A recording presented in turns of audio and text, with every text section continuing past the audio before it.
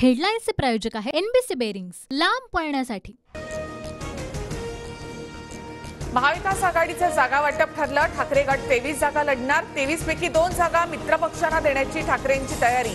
वंचित महाविकास आघाडी बरोबर आल्यास अकोल्याची जागा सोडणार, सूत्रांची माहिती।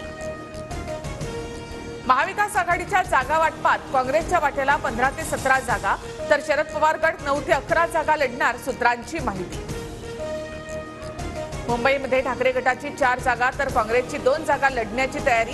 ईशान्य मुंबईसाठी काँग्रेस आग्रही, मात्र वंचित सोबत आल्यास ईशान्य मुंबईची जागा देण्याची शक्यता, सूत्रांची माहिती।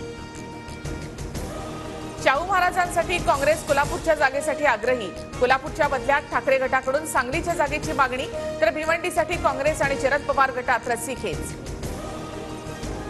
बीडमधून पंकजा मुंडे लोकसभेच्या रिंगणात उतरण्याची शक्यता।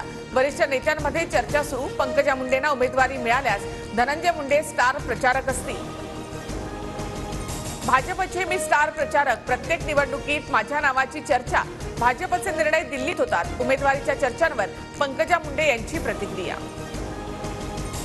बीडमध्ये भाजप नेत्यांची गुप्त बैठक। पंकजा मुंडेंच्या उमेदवारीवर चर्चेची शक्यता, तर दोन्ही मुंडे बहिणींपैकी कोणती बहीण राज्यसभेवर जाणार याची उत्सुकता। मुनगंटीवार यांचं वक्तव्य। एक भाऊ बहिणीला दिल्लीमध्ये पाठवण्यासाठी प्रयत्न करतोय, तर दुसरीकडे भाऊ आणि बहिणीमध्ये लढत होणार। पंकजा मुंडेंचं उदाहरण देत रोहित पवारांचा अजित पवार यांना टोला। पंकजा मुंडेंसंदर्भात भागवत कराड यांना प्रश्न। पंकजा मुंडेंच्या उमेदवारीच्या प्रश्नावर भागवत कराड यांनी हात जोडले। दीपिकाच्या चाहत्यांसाठी गुड न्यूज। दीपिका आणि रणवीरच्या लवकरच पाळणा हलणार। दीपिकाकडून सोशल मीडियावर पोस्ट शेअर।